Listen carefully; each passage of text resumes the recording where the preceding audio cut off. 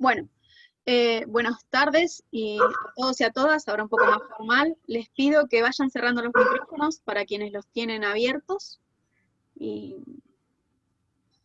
vamos a dar comienzo a la primer clase con Viviana, de Conducción de Instituciones Educativas.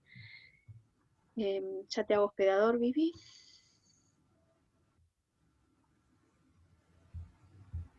Bueno, ¿ya estarías en condiciones de presentar, Sí, Viviana? me parece. Sí.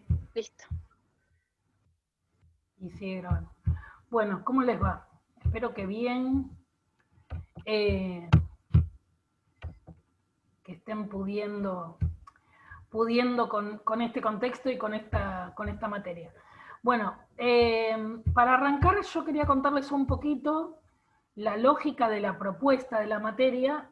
Esta materia es una materia que nosotros venimos, cuando digo nosotros, no es que hable así terciarizada como el Diego, sino que ustedes saben que en general todas las materias en las facultades son equipos de cátedra, que lo que hacemos es, digamos, distribuirnos las comisiones, pero la cátedra como propuesta formativa es una.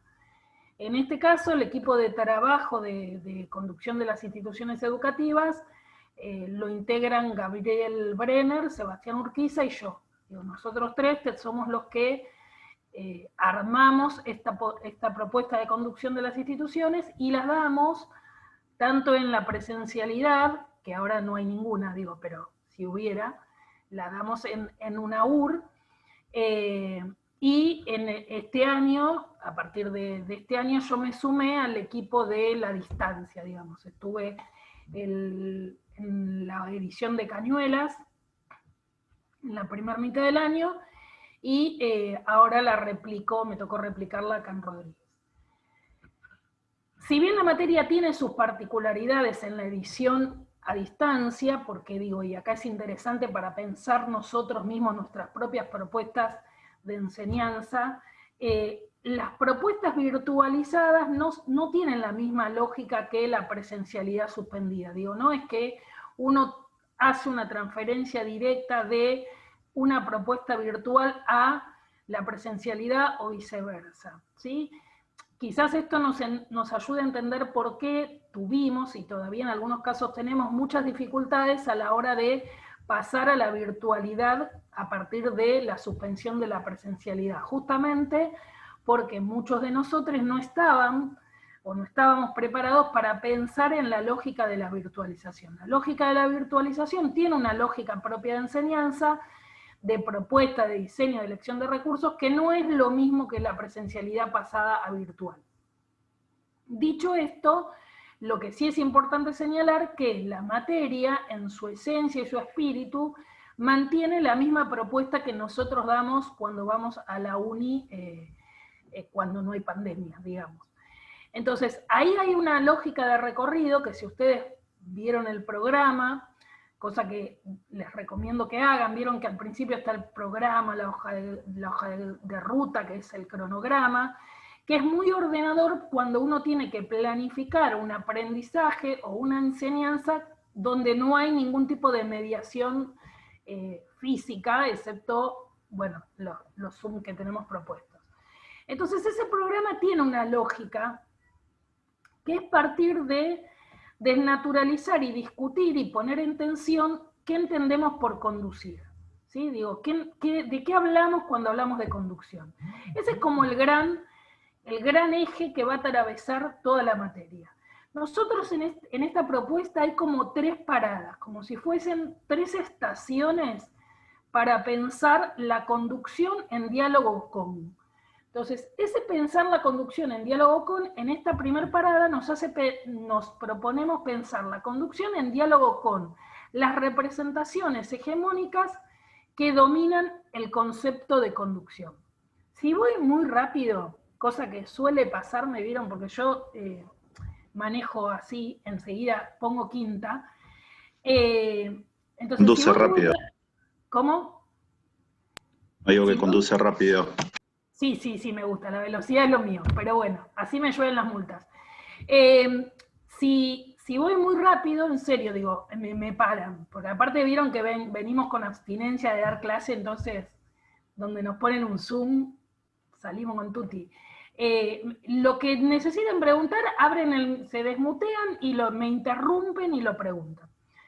Entonces, esta idea de conducción, nosotros tenemos un primer movimiento en la propuesta pedagógica, que es tensionar qué entendemos por conducir. Y ahí la cátedra, digo nosotros, tenemos una posición tomada, es decir, una posición que es político-pedagógica, en el sentido que ustedes ya vienen viendo en sus materias anteriores, que tiene que ver con cómo nos posicionamos frente a este lugar de la conducción. Y lo primero que enunciamos de forma afirmativa es que nosotros estamos convencidos que todos conducimos. Es decir, no hacemos una analogía entre la conducción y el cargo directivo. No son sinónimos. Si bien claramente quien asume un cargo de gestión directiva o de gobierno institucional, que es como nosotros preferimos llamar lo que hacemos, es decir, así como le ponemos nombre a distintas cuestiones que tienen que ver con la práctica del trabajo docente, también le ponemos nombre a esta práctica que históricamente hablamos de gestionar o dirigir o conducir o no sé qué. Bueno, nosotros, y eso creo que queda claro en esta primera clase que tuvimos, que tuvieron en el aula, hablamos de gobierno institucional. ¿Por qué? Porque entendemos que ese concepto tiene alcances que dan cuenta de la complejidad que implica gestionar o conducir una institución escolar. Y además porque desnaturalizamos el uso de algunos términos, como por ejemplo el de gestión, porque entendemos que esos términos, que en realidad las palabras no son ingenuas, las palabras se producen, o mejor dicho, se cargan de sentido en un determinado contexto histórico, político, económico, y por lo tanto, cuando nosotros usamos determinadas palabras que nos parece ingenua y que a veces incluso las usamos de manera análoga o como si fueran sinónimos, en realidad está bueno este ejercicio, que no siempre hacemos, de pensar cuál es el campo o el área de sentido donde ese término se originó, ¿sí? Entonces, si nosotros pensamos cuál es el área de sentido o el espacio o el campo donde ese concepto se originó, vemos que hay una cantidad importante de conceptos que no pertenecen al espacio propiamente educativo y que en determinados momentos, por ejemplo en la década del 90, hubo como un auge de una traslación de esos conceptos que eran propios, por ejemplo, de las empresas o de campos económicos y demás, al área de la ciencia de la educación, ¿sí? Digo, y es muy fácil crear este sentido porque para eso hay un universo de cursos, ofertas formativas, los discursos de los medios hegemónicos que instalan esas ideas.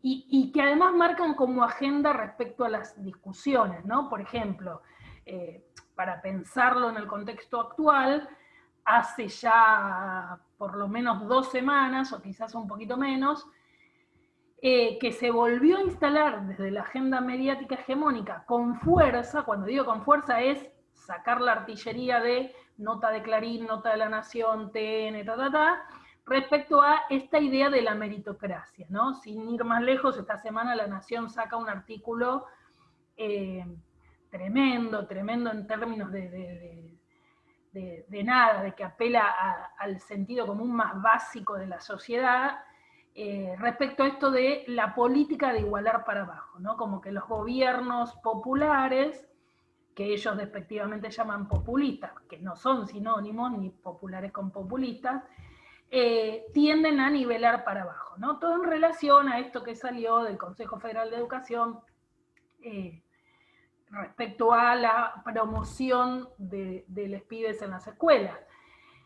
¿Por qué digo que instalan agenda y que tienen una intencionalidad política? Porque el documento del Consejo Federal, por ejemplo, en ningún momento habla de promoción automática, ¿sí? No es que dice automáticamente los pibes van a pasar de año. Sí lo dicen, por ejemplo, algunos países europeos. Italia, España, Alemania pusieron promoción directa.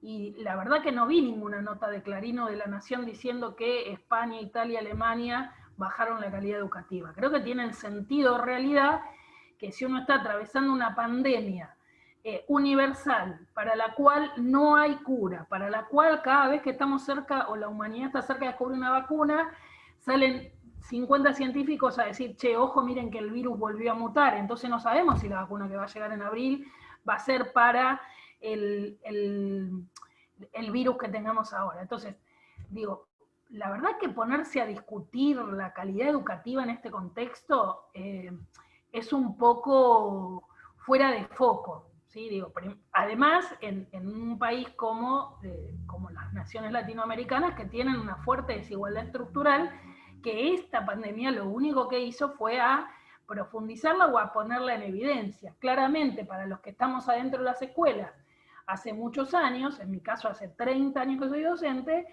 no es una novedad la desigualdad. Digo, nosotros la venimos viendo, padeciendo y tratando de reparar hace 30 años. Ahora, estas situaciones lo que hacen es recrudecer esa desigualdad. ¿Por qué? Porque la desnuda y nos las tira en la cara descaradamente, ¿no? Entonces ahí tenemos los pibes que, bueno, muchas de las cosas que ustedes ponían en el foro de presentación, cuando frente a esta consigna de las tensiones o cómo nos interpela esta situación, muchas de las participaciones de ustedes en el foro eran justamente esto, ¿no? Decir, tengo pibes que no se pueden conectar, tengo familias que tienen una sola compu, tengo un montón de chicos que van por el celular, quisimos entregar esto, pero tuvimos que terminar con el grupo de WhatsApp. Bueno, esa complejidad, sumado a que la Argentina es un territorio absolutamente extenso y diverso. Nosotros en general cometemos a veces el pecado o la soberbia de quedar enfrascado en el AMBA o en algunos distritos del conurbano. Pero la verdad que el sistema educativo es sumamente diversificado. Entonces no es lo mismo pensar en el sistema educativo de, no sé, de la provincia de Buenos Aires, que ya de por sí es un mundo aparte, digo, podría armarse un sistema nacional solo con la provincia de Buenos Aires, que en el Chaco, que en Formosa, no estoy diciendo ni que sea mejor ni peor, porque esa es otra, digo, uno tiene un prejuicio de pensar, bueno, ¿cómo serán las escuelas de Formosa o Chaco? Y la verdad que cuando he tenido la oportunidad de laburar muchos años para el ministerio y ser referente de esas provincias del NEA, y del NOA, tienen unas experiencias educativas maravillosas, tienen unos edificios hermosos, o sea, no es que hay un ranchito con 2 bancos, ¿sí? Pero sí es cierto que la diversidad existe, con lo cual pensar en políticas nacionales tiene un nivel importante de dificultad. Por eso esto que yo les decía antes, que en realidad lo que uno lee en el diario, que no lo debería de leer del diario, menos si uno labura en esto, digo, debería leer los documentos oficiales, la resolución del Consejo Federal de Educación, sí, obviamente que uno sabe que subyace que nadie va a repetir de año, y está bien que nadie repita de año, digo, en realidad estaría bien que nadie repita nunca más de año, con pandemia o sin pandemia, porque esa es otra discusión que nos debemos, que a esta altura del siglo XXI todavía la educación siga sosteniendo la figura de la repitencia. Digo, a mí en lo personal, yo adhiero a la postura de Flavia Terici, me parece un horror que los pibes sigan repitiendo de año, un horror, por donde se lo mire, digo. Y hay experiencias superadoras y hay experiencias reales de escuelas donde la repitencia no existe hace años. Por ejemplo, las escuelas de reingreso, ¿sí? Donde no se repite, los pibes no repiten. Bueno, pero no me voy a meter en esa discusión porque vamos a estar 1000 años y no sería el tema. Después, si quieren, los charlamos. Bueno, yo lo que pensé proponerles hoy, como para no hacer un monólogo, que no es la idea, vi por ahí que preguntaron por el trabajo práctico, las consignas y demás, después le dedicamos un ratito a explicarlo, no tiene igual mucho misterio ni mucha dificultad ese trabajo. Sí le voy a pedir, si alguien lo quiere tener a mano e ir leyendo después la consigna, cuando hablemos del trabajo, mejor. Yo les voy a compartir un recortecito muy chiquito de 4 minutos sobre distintas personas que hablan acerca de qué es conducir una escuela, ¿sí? Entonces, la idea es que veamos, compartamos esta videación cortita, y que después cada uno y cada una piense una palabra, ¿sí? Una sola palabra, que les remita a la idea de conducción, ¿sí? La piensa y la escribe en el chat. No vale una frase, una palabra. ¿Cuál es la primera palabra que se les representa cuando piensan en la conducción? ¿Sí? Bueno, voy a tratar de compartirles el video, me tengo que acordar cómo se hacía video, esperen un cachito.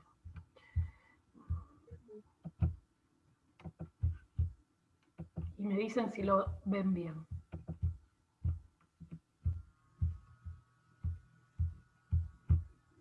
El rol del director es básicamente hacer que las cosas en la escuela sucedan, que lo pedagógico, en el medio de una maraña de otras cosas que suceden, sociales, económicas, sociopolíticas, que le hacen un marco a la escuela, a veces con la posibilidad de ser escuela y a veces no. ¿Y qué sería la posibilidad de ser escuela? Que se dé lo pedagógico dentro de ella. Creo que el rol del director es el que justamente eso suceda. Y no es una misión fácil dentro de una maraña social tan a veces perdida de los ideales de la escuela. Y hoy en día también, en una escuela pública, es más difícil, porque lo pedagógico en una escuela pública, que es el bien común, el todo es real, que todos están adentro es real, es un rol difícil, posible, por eso estamos acá. Por eso hay todavía directores que quieren ser directores en la escuela pública. En el teatro se supone que el director tiene una mirada sobre el material, si no todas las puestas serían iguales, por lo tanto no haría falta volver a repetir y llamar a otro director para hacer la misma obra. Lo que interesa es una mirada sobre el material que resignifica el material, lo actualiza en cada lugar, lo contemporaniza. Entonces, creo que en este caso la función es que eso se lleve a cabo, aunar voluntades, porque es un trabajo de equipo, encontrar en ese concepto, en ese nuevo concepto sobre el material, un lenguaje que sea común, no solamente al equipo elegido para que lo pueda expresar, sino también al espectador. La autoridad es algo que los demás otorgan, no es algo que se impone. Las personas eligen esa autoridad, dan la autoridad a la persona que creen merecerla y que necesitan para el fin que están buscando. La toma de decisiones es quizá la última prerrogativa del director. Ahora, llega a una conclusión a partir de un debate continuo con el equipo, que es básicamente la tarea. Tanto el escenógrafo como el diseño sonoro, como el diseño de iluminación, el vestuario, que a veces están divididos en muchas personas. Esas personas están trabajando para elaborar un concepto previamente esgrimido por el director. Por lo tanto, la decisión tiene sentido en función de cuál de todas las opciones representa mejor el concepto. Siempre se trabaja con las propuestas de los actores, siempre se trabaja con libertad, y las personas en libertad proponen y juegan con propuestas que pueden ser desechadas también. Creo que parte del proceso creativo incluye intercambiar ideas y propuestas. Alberto Ure una vez escribió: director es el que dice soy el director. Creo que hay una desesperación a veces en un grupo por cuando las personas no terminan de decidir, y que creo que hay alguna parte de eso mía que influyó. Yo tengo poca paciencia y digo, bueno, a ver, hay que resolver, ¿no? Y a partir de ahí empezó a surgir un oficio, porque esto no es un trabajo, es más un oficio, ¿no? Y este oficio requiere un aprendizaje permanente, que eso creo que es lo que también me gusta, no termina nunca.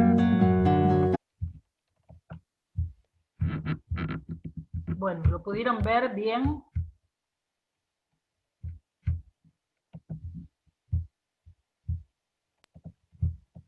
Sí, se escuchaba bien, que es lo más importante por ahí.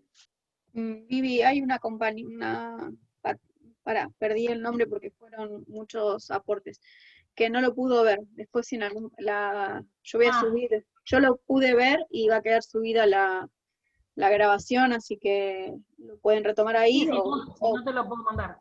Ahí está, listo. Buenísimo. ¿Escribimos ya? Sí, ya están escribiendo.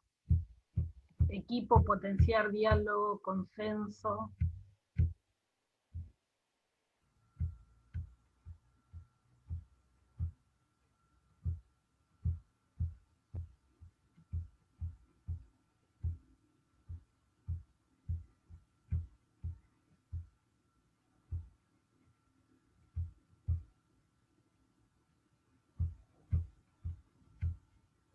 Bueno.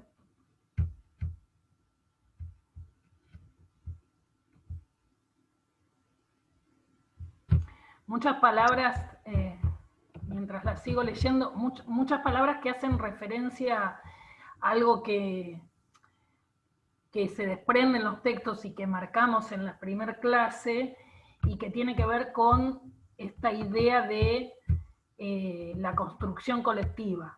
Digo, creo que acá hay una primera cuestión para rescatar y para tener en cuenta, que así como yo les decía, bueno, hay algo que nosotros marcamos como irrenunciable, y es pensar que todos conducimos, ¿sí? Digo, que la conducción, primero, implica un posicionamiento político-pedagógico respecto de dónde nos paramos para mirar la escuela, y para mirar ese proceso de enseñanza-aprendizaje. Y también que esto que nosotros pensamos como gobierno de la institución, nunca lo pensamos en soledad. Y creo que acá hay algo que de alguna manera genera una ruptura con la mirada tradicional que ha tenido la escuela por su configuración, digamos, estratificada, o por esta organización piramidal, ¿no? Donde, bueno, obviamente la carrera del desarrollo profesional docente marca que el cargo directivo es como un punto de llegada. Uno empieza desde un cargo de ejecución, maestro de grado, maestra de grado, profesor, maestra de inicial, digo, lo que sea, en toda la diversificación que tiene el sistema educativo, pero se entiende esta idea de, bueno, hay como un desarrollo que va en forma piramidal, donde claramente los puestos de conducción son mucho menos que los puestos de ejecución. Justamente ¿por qué? Porque la organización es piramidal. Entonces, esa organización piramidal, durante mucho tiempo, matrizó el sistema educativo con esta mirada de la conducción como distante y diferenciada de los cargos de base, por así decirlo. En esta posición que nosotros marcamos desde la cátedra, y que ustedes habrán podido ir descubriendo en los textos, el texto, el primero que subimos del ministerio, que habla sobre los modelos de gestión, que es liderar, como administrador, como gobierno en la institución, abre un poco esta discusión y pone en tensión las representaciones tradicionales y del sentido común respecto a la conducción, y cómo pensamos la conducción frente a un paradigma que plantea la necesidad de conducir con otros. Y creo que un ejemplo claro de eso es el texto de la experiencia de Sebastián, ¿no? Digo, pensar cómo construir una escuela, y cuando digo escuela no estoy hablando del edificio, ¿no? Sino una comunidad escolar desde un lugar colectivo, ¿sí? Cómo construir lo común, porque eso sería en definitiva cómo pensamos la comunidad. Digo, cuando nosotros hablamos de comunidad educativa, lo que pensamos es cómo construimos lo común. Y ahí, si uno piensa la escuela como el lugar donde construimos lo común, necesariamente tenemos que prescindir de esta mirada de pensar al director o la directora como aislados del resto, ¿sí? No puedo pensar en un sujeto solo encerrado en una oficina, resolviendo o decidiendo hacia dónde va esa escuela, ¿sí? O hacia dónde va ese proyecto escolar. Por eso la insistencia en la mirada que proponemos desde la cátedra es esto de pensar la construcción de ese proyecto escolar con otros, ¿sí? Con otros que son los docentes, con otros que es la comunidad, con otros que son los pibes. Y acá aparece otra de las tensiones que vamos a recorrer durante el programa de la materia, que se relaciona con el tema de la autoridad escolar, ¿sí? O de la autoridad pedagógica. Es muy interesante las representaciones que se construyen respecto a esto de la autoridad. Si hiciéramos el mismo ejercicio que hicimos recién de pensar las palabras que nos representa la conducción, bueno, veríamos que hay la misma variedad respecto a qué es la autoridad. La escuela, como institución moderna, tiene una matriz fundacional, es decir, todas las instituciones propias de la modernidad tienen características fundantes que configuran su lógica de funcionamiento. Claramente la escuela moderna tiene una lógica de funcionamiento que está armada sobre dos dimensiones que la sostienen, que son el tiempo y el espacio. Por eso también decidimos pensar qué pasa con la institución escuela y con la conducción de ese proyecto escolar en un contexto como el que estamos viviendo actualmente, donde justamente esas dos dimensiones del tiempo y el espacio están alteradas, ¿sí? Porque es como, vieron como cuando dijo el Diego, nos cortaron las piernas. Bueno, a nosotros nos cortaron las piernas, porque la modernidad, y eso lo analiza muy bien Pablo Pinó, que es uno de los mejores historiadores de la educación que tenemos, de la educación argentina, Pablo lo analiza clarito. Pablo dice, cuando se construye la institución escuela, cuando la generación del 80, en un contexto histórico, por eso digo esto de desnaturalizar y problematizar y complejizar el surgimiento de algunas instituciones. La escuela no surge porque sí, de la nada. La ley 1420 no es que un día se levantaron y dijeron Sarmiento y la generación del 80 dice hagamos la ley 1420. Digo, toda la historización de la educación argentina, o mejor dicho, toda la educación argentina no podemos pensarla por fuera de los contextos sociales, políticos, económicos donde surgieron. Entonces la escuela, como institución estatal, nace en un contexto político, económico, cultural e ideológico muy específico, que es el pensamiento que contiene la generación del 80 y el proyecto de construcción de la Argentina moderna. No nace en cualquier otro momento, nace ahí. Entonces nosotros tenemos que buscar ahí las respuestas cuando queremos analizar por qué la escuela hoy, en el 2020, tiene las características que tiene, y van a ver que es una de las pocas instituciones que ha sido sumamente impermeable al paso del tiempo, ¿sí? Porque no alcanza con tener una computadora o una pantalla interactiva. Digo, la configuración de la escuela, creo que me atrevería a decir que esta es la primera vez que se altera. Si nosotros tomamos el sistema educativo argentino, el año, ustedes y yo y todos nosotros estamos asistiendo a la primer gran alteración o suspensión del sistema educativo en su configuración histórica, ¿sí? Nunca pasó. ¿Por qué? Porque la única vez que pasó fue con la epidemia de la polio, ¿sí? Allá por, bueno, muchos de nosotros no habíamos nacido, pero la conocemos. La epidemia de la polio, por supuesto, era una situación similar en términos epidemiológicos. Era una pandemia, una enfermedad que no había vacuna, no existía ni la Sabin, ni la Sal, ni ninguna vacuna. Entonces, es la única vez en la historia que ahí hay una suspensión de un primer cuatrimestre, ¿sí? Ese año de la polio se suspenden las clases hasta las vacaciones de invierno. Pero nosotros acá ya superamos ese espacio temporal, digo, ya vamos por más. Estamos hablando de que posiblemente tengamos un año entero. Entonces, eso tensiona fuertemente la configuración histórica.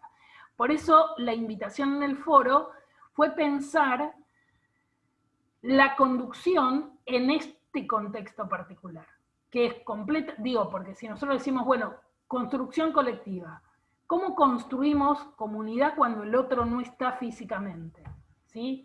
¿Cómo podemos sostener, entramar, acompañar, seguir filiando a cada uno de esos pibes y de esas familias a una institución a la distancia? Entonces, ese es el desafío, y de eso hablo cuando planteo lo de nuevas configuraciones. Sergio, habla en el chat. ¿Podés decirlo, Sergio? Sergio.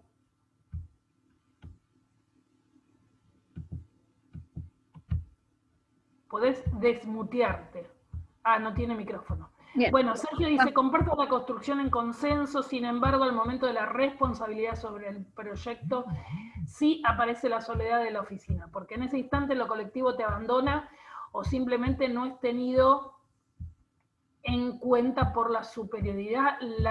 Y Adriana pone, coincido con Sergio, y me pregunto, ¿la responsabilidad se delega? No. A ver, hay un punto donde es cierto que asumir un cargo de... Esperen que alguien está pidiendo ser admitida. Paula, ahí va. Cuando uno asume el desafío de un cargo de conducción, ahora sí pensado en términos de la conducción institucional, de lo que para nosotros sería un director, una directora, claramente asume, o mejor dicho, está de acuerdo en tomar decisiones. Es un lugar de profunda toma de decisiones, ¿no? Por eso yo siempre digo, si uno es una persona indecisa, más vale que no acepte un cargo de conducción. Tampoco debería ser docente, porque, digo, hay algo del orden de la ética y del compromiso con lo estatal que te implica tomar decisiones permanentemente. Pero bueno, en los cargos de conducción eso se hace más evidente. Lo que nosotros planteamos con responsabilidad o proyecto colectivo es un proceso de democratización de las decisiones. Por supuesto que, y esto lo van a ver cuando venga la otra clase sobre el tema de la autoridad, porque justamente si nosotros pensamos en una escuela democrática, que es a lo que tiende la 26.206, que es la Ley de Educación Nacional, y a lo que tienden todas las resoluciones del Consejo Federal que vinieron a posteriori, porque si no nos quedamos solo con la LEN y pensamos que el proyecto educativo de inclusión y democratización se agota en la 26.206. Y la verdad que la 26.206 es como el marco que obviamente tiene bajo su ala a todas las resoluciones, pero que no funciona per se, digo, que necesita de un entramado resolutivo y normativo que le dé cuerpo, que materialice los propósitos y las intencionalidades de esa ley.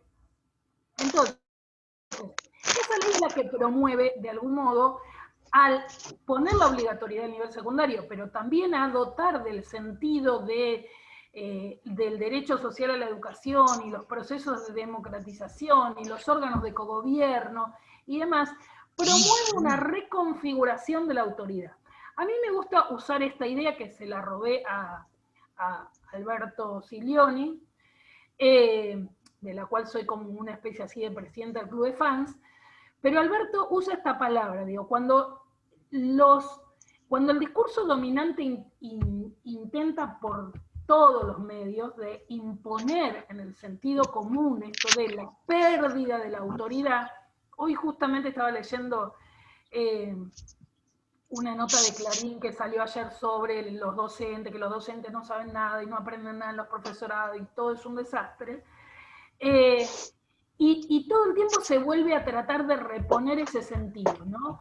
Que como bien dicen muchos autores, es la mirada romántica, ¿sí? Es la mirada romántica. Es como cuando uno se pelea con el novio, se separa, se divorcia de la novia, lo que sea, y después de un tiempo decís, bueno, pero la verdad que no está tan mal, y teníamos momentos buenos, bueno. Nunca caigan en la tentación de volver, porque sepan que eso es un proceso común que tiene que ver con idealizar el pasado. Y esto está recontra estudiado, no solo por los psicólogos, sino por la antropología. Digo, hay una mirada absolutamente nostálgica sobre el pasado. Esto es propio de los seres humanos. Digo, cuando las comunidades primitivas, prehistóricas, inventaban un pasado, son los famosos mitos de origen, todos esos relatos son maravillosos. ¿Por qué? Porque tratan de justificar la existencia actual.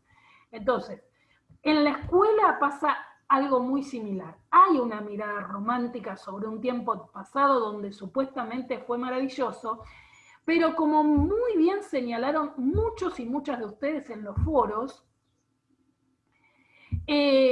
muchos retomaron las palabras de Rinesi en un video que deben haber visto en alguna de las series, y realmente es esto, digo, nosotros no podemos pensar la calidad ni la inclusión ¿sí? Hay alguien que... Sí, te iba a decir eso. Yo la quise silenciar a Sara, pero no puedo porque dejé de ser hospedador. Sara... Ahí voy, ahí lo... ¿Qué hora es? Bueno, Ailén, puede fallar. Sara... Tengo abierto. Puede fallar ahí. Sara Gaitán. Tenés que silenciarla porque yo no puedo. Ahí está. Listo. Sí, tengan cuidado, por favor. ¿Vieron lo que le pasó al señor diputado? Por Dios te pido, esto nos va a traer muchos problemas. Tengan mucho cuidado con los micrófonos, con las cámaras, chequeen todo antes de estar, por favor. Bueno, hay que estar muy atentos y atentas. Les decía, entonces, esta representación de algún modo romántica en el sentido de la añoranza, de la nostalgia, es lo que a veces nos juega una mala pasada a la hora de pensar. Porque nosotros tenemos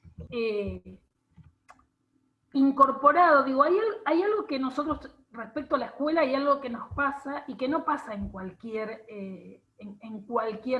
profesión o en cualquier carrera. Nosotros y nosotras no somos lo que somos en la escuela por los años del profesorado, ¿sí? Todas, todos y todes somos portadores de una biografía escolar que se inició la primera vez que pasamos el umbral de una escuela, ¿sí? La mayoría de nosotros ha pasado más de la mitad de su vida en una institución educativa. Si contamos los que hicimos o no jardín, pero digo, quien más, quien menos, a primer grado seguro fuimos todos. Entonces, la biografía escolar, que tiene que ver con la experiencia de cada uno de los sujetos de manera individual, con eso que llamamos escuela, porta lo que se llama representaciones sociales. ¿Respecto a qué?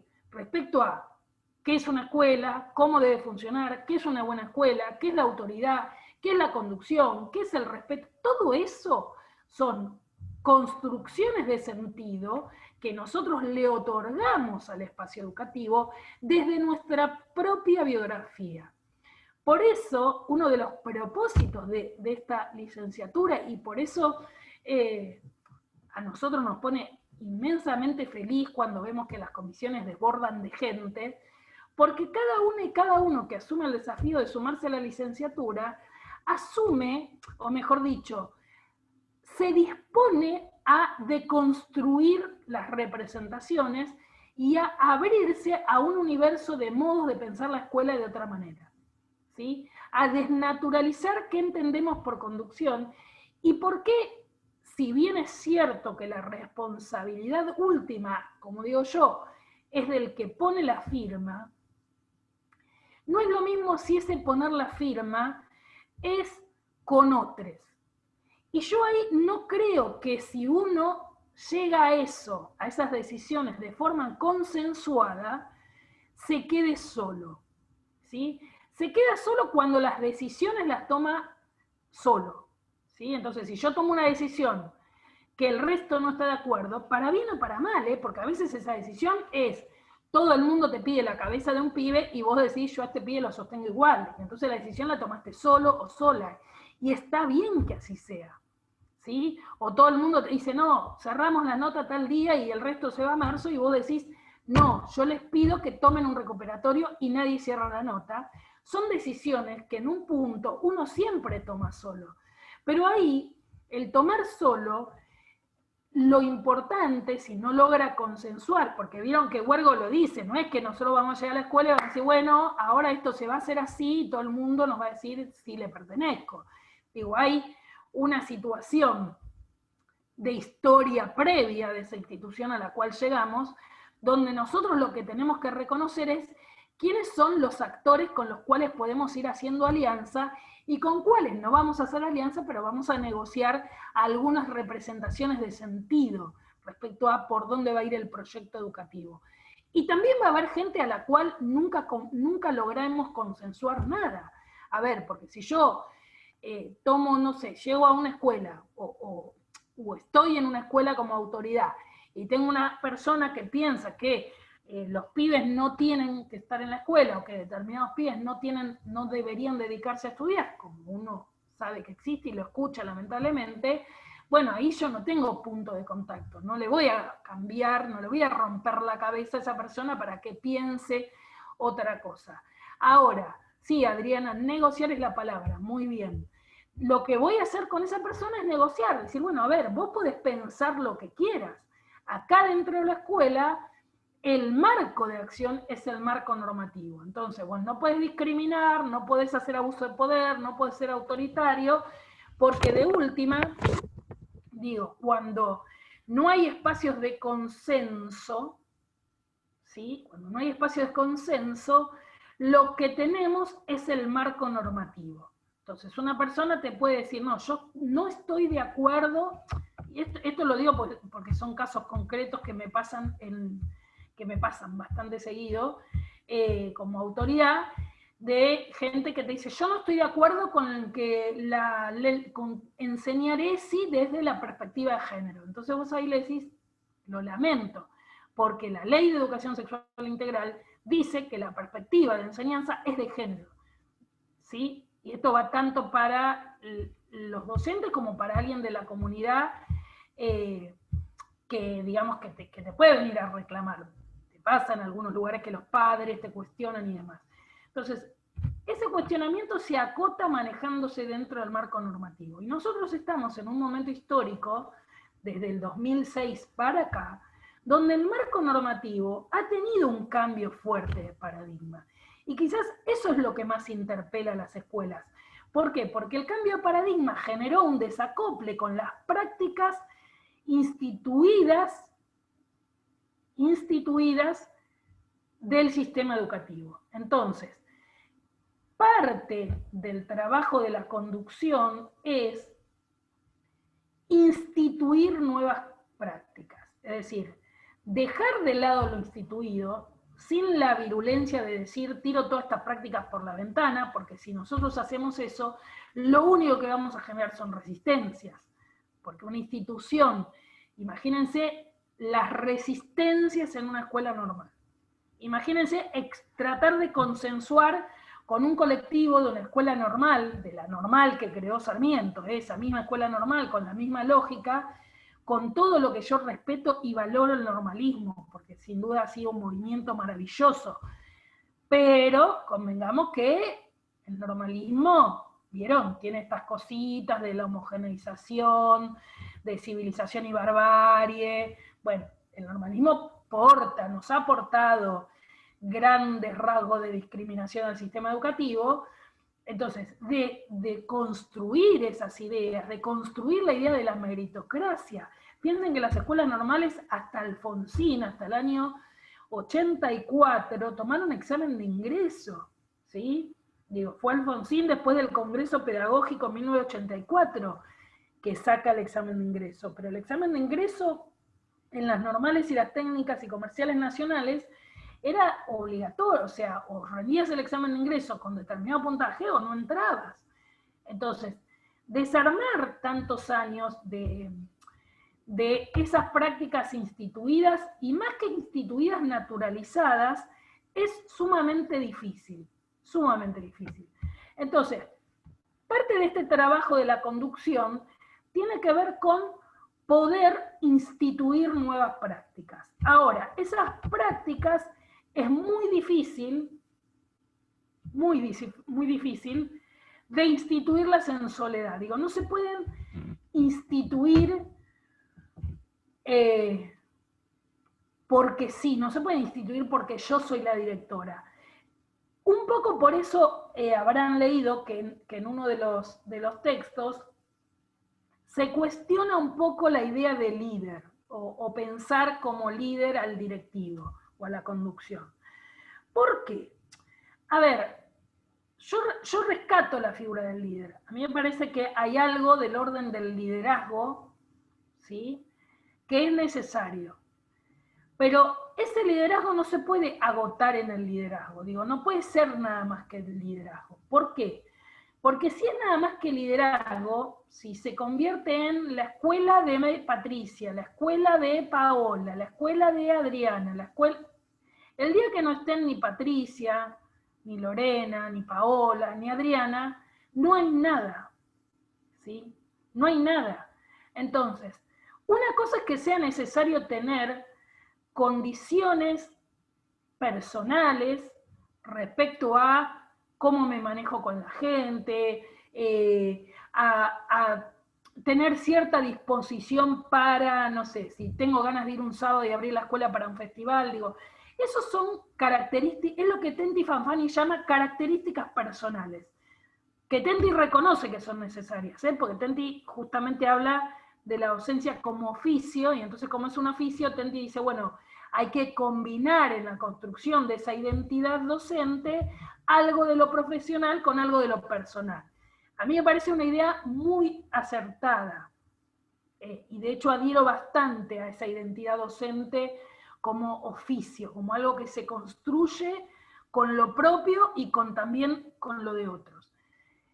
Entonces, algo del orden de la personalidad, por supuesto que se pone en juego, porque es lo que yo les decía hace un rato. Si nosotros pensamos que el cargo de conducción, en términos de conducción de la institución, implica la toma de decisiones, y yo soy una persona que no puedo tomar decisiones, que no me gusta la responsabilidad, que todo me asusta, y bueno, no, la verdad que no tenés muchos elementos en tu identidad o en tu personalidad, mejor dicho, para ocupar esos cargos. Vieron que hay gente que lo dice, no, yo nunca sería directora. Bueno, tiene que ver con eso, qué sé yo. Hay algo de lo propio que se juega en el liderazgo. Lo que nosotros marcamos, y por eso seleccionamos esa bibliografía, que lo que no está bueno es que se agote en el liderazgo. Digo, que el proyecto de gobierno de esa institución sea puro liderazgo. Hay que combinar ese liderazgo con esta idea de gobierno con otros. Porque entonces, cuando uno combina y consensúa y arma una trama de un proyecto escolar del cual los otros se apropian, yo puedo estar o no estar, ¿sí? El resto va a ser que alguien te diga, ah, bueno, pero cuando Adriana era directora, era más simpática, o cuando, no sé, Sebas estaba como vice, podíamos jugar a la pelota en el patio. ¿Se entiende? Digo, hay algo de lo propio que obviamente es insustituible, algunos somos, ponemos más energía o somos hiperactivos, y otros les gusta más interactuar y traer actividad de la comunidad, y a otro le va a gustar más charlar con los pibes, y esta experiencia que contaba Sebas de la Escuela de la Matanza, de participo en la formación, voy al aula, voy a los recreos. Digo, eso es innegable que va a ser una característica propia del sujeto, pero el proyecto es aquello en lo que participan todos, o la mayor cantidad posible. Nunca, esta es otra, ¿no? Esto de nunca es todo nada. No es que porque, bueno, no convenzo a todos de hacer tal cosa, entonces no lo hacemos. No, empecemos con algo pequeño y convocante. Quizás el primer año se sumen 10 profes, o 8 maestros, o 4 curriculares. Y quizás al segundo año se sumen otros más. Y quizás al final te terminen pidiendo ellos hacer tal o cual cosa. Y esto lo vemos, digo, hay 10.000 experiencias. A ver, no quiero ser autorreferencial, pero yo me acuerdo que cuando yo tomé la vicerrectoría del Normal 8, yo me dedico sobre todo a media, si bien soy autoridad de los 4 niveles, yo elijo trabajar con media. Los profes de media en la sala de profesores me bautizaron San Cayetano, ¿sí? Porque decían que lo único que yo hacía era darles trabajo. Entonces, me bautizaron San Cayetano, y el primer año, yo tomé en diciembre, no hice mucho que digamos, al segundo año les propuse armar lo que se llama la Expo Normal 8, que es una muestra anual de todas las producciones. Bueno, nada, yo no había inventado nada, o sea, había robado idea de otra escuela donde hacíamos eso y me parecía que era una forma de mostrar lo que hacían ellos. El primer año, por supuesto que me pusieron caras, algunos se sumaron porque habrá dicho, bueno, la dicen, no le vamos a decir a toque no, encima que la renombramos con San Cayetano, ¿eh? Al segundo año llegó, en la primera reunión de personal de febrero, me preguntaron si podían armar una comisión de profes para armar la Expo Normal 8. Y el año pasado, que fue la tercera edición, yo solo fui a sacar fotos. Ni me ocupé del tema, ni me ocupé. ¿Por qué? Porque la propuesta los convocó, porque vieron que era un espacio que daba, que potenciaba su laburo, y porque después se dieron cuenta que a los pibes les re gustaba, que los padres venían, que podían hacer un montón de cosas, que tenía sentido, digo, al punto que se la apropiaron. Entonces vos decís, si vos conseguís esto, ¿no? De tirar la propuesta, por supuesto que negociamos el día, yo en mi delirio quería hacerla que durara, suponete, 3, 4 días, y los profes me dijeron, o sea, no al lugar. Pero eso es la negociación, es vos con tu idea, construyendo con otro, reformulando la idea en función de los aportes de los demás. Digo, eso es una democratización. Por supuesto que la última palabra, si se quiere en términos administrativos legales, la tenés vos. Porque vuelvo a insistir, sos la autoridad, sos la cara visible y demás. Pero si uno fundamenta las decisiones que toma, si uno... digo, no hace ilegalidades en términos normativos, puede saltear alguna norma, pero digo, en términos generales, a grandes rasgos, no haces barbaridades, vas consensuando con el otro. Después el otro tiene que sentirse parte de eso. Por eso es importante la democratización. Ustedes van a encontrar, creo que ya ahora en la segunda clase que subo esta semana, un texto de Claudia Bracci, que es muy interesante respecto a esto de la autoridad pedagógica y el proceso de democratización. Alguien ponía en el foro, Marcela, el tema de la autoridad pedagógica, ¿sí? Nadie dice, debe permitirse que sea al revés, por supuesto, digo, que llegue alguien y que te proponga una actividad, pero por supuesto que tiene que ser al revés.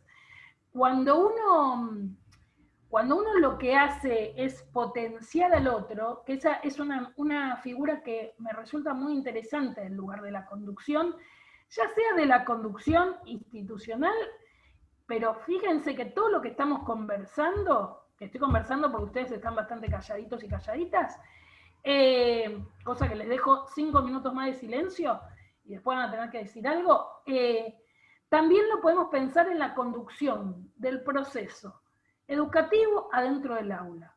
Todo esto que estamos diciendo vale también para esa conducción pedagógica que se da en la sala de 5, o en cuarto año o en segundo grado. Ahí también vale el negociar, ahí también vale construir un vínculo democrático, ahí también vale focalizar en, como dice Marcela, espacios de diálogo, la participación que va de la mano con la democratización de la institución. Digo, ahí Claudia Bracci van a ver que es súper clarita. Dice, si hablamos de democratización institucional, implícitamente está la participación. Si no hay participación de los actores de la comunidad, no hay democratización.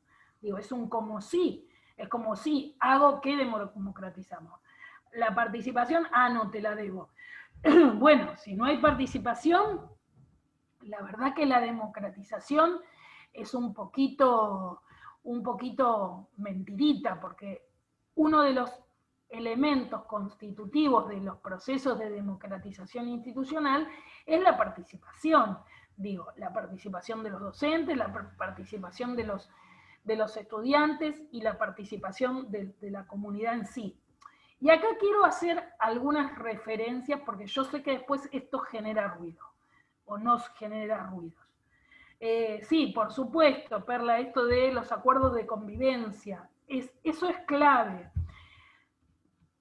En la construcción del sistema de acuerdos de convivencia en sustitución de lo que eran las famosas amonestaciones, resulta clave para el proceso de democratización de las instituciones. Eso es el momento de quiebre de la práctica tradicional de la amonestación. Sin duda es la normativa que tiene que ver con los consejos de convivencia y con todo lo que se llama el sistema escolar de convivencia. Y ahí hay un material que no, me voy a fijar si está subido en la propuesta de ustedes, pero si no, seguramente muchos los conocen porque en su momento llegaron a las instituciones escolares de todo el país, se supone, que fue la Guía Federal de Intervenciones para la Resolución de Situaciones Complejas, que fue un material que se hizo desde el Ministerio de Educación Nacional, en la etapa que Gaby Brenner era el secretario de Igualdad y Equidad Educativa y Alberto era el ministro, y Jimmy era como el viceministro, el subsecretario. Se hizo esa guía que es muy interesante, digo, porque está hecha desde el paradigma del derecho social a la educación, desmitificando esto de, bueno, pero en la escuela entonces puede pasar cualquier cosa, porque no hay límites, porque no hay respeto. Digo, este sentido común. Nosotros acá, esperen que hay dos personas que están queriendo entrar.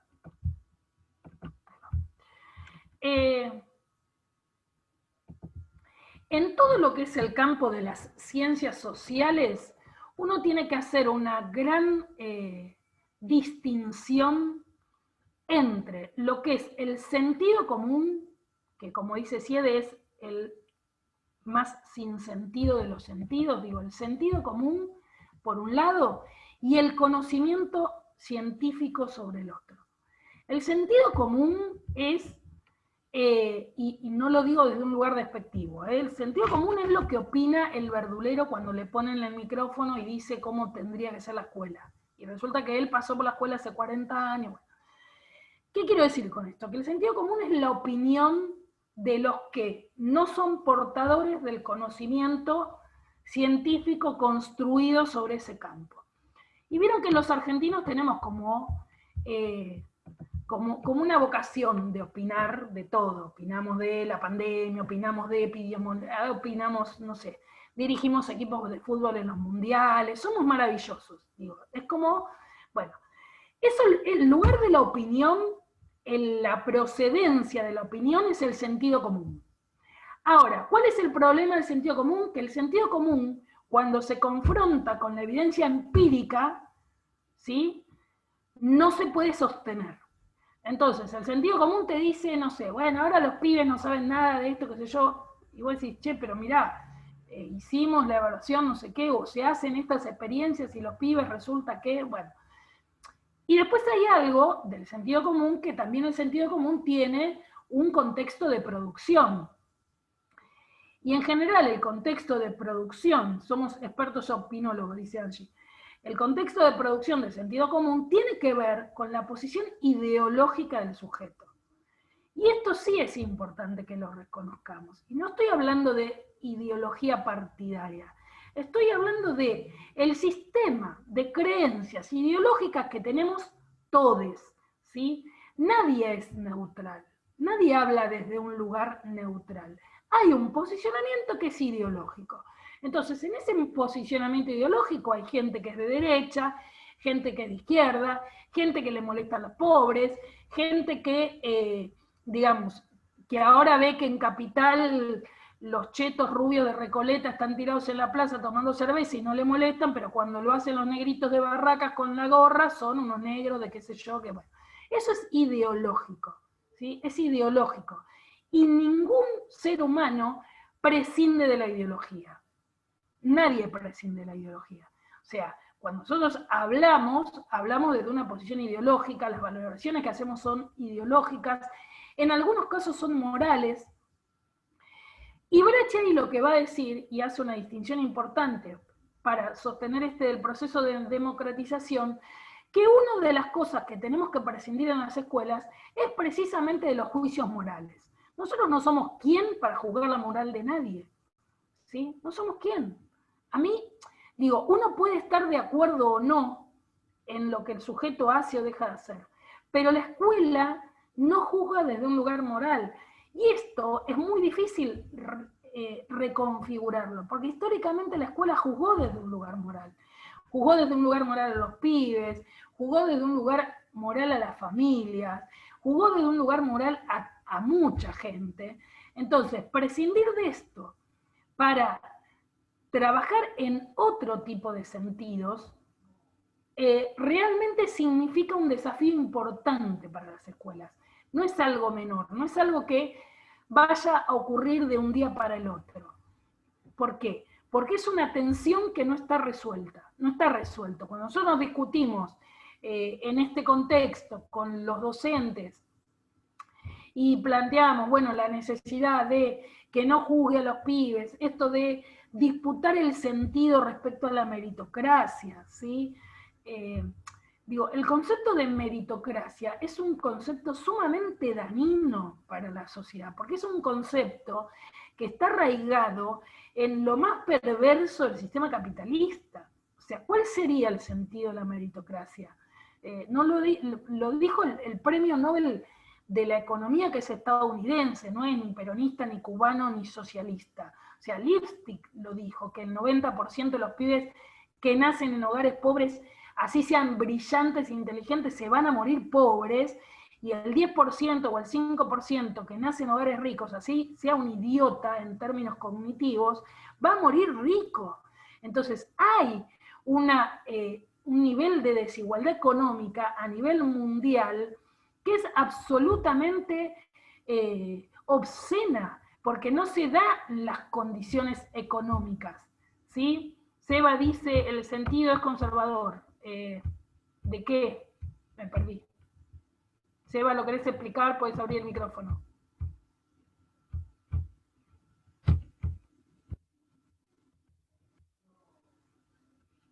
Ah, que la meritocracia, ahí vamos. Sí, es un... Javier, desmuteate. Así tomo un mate.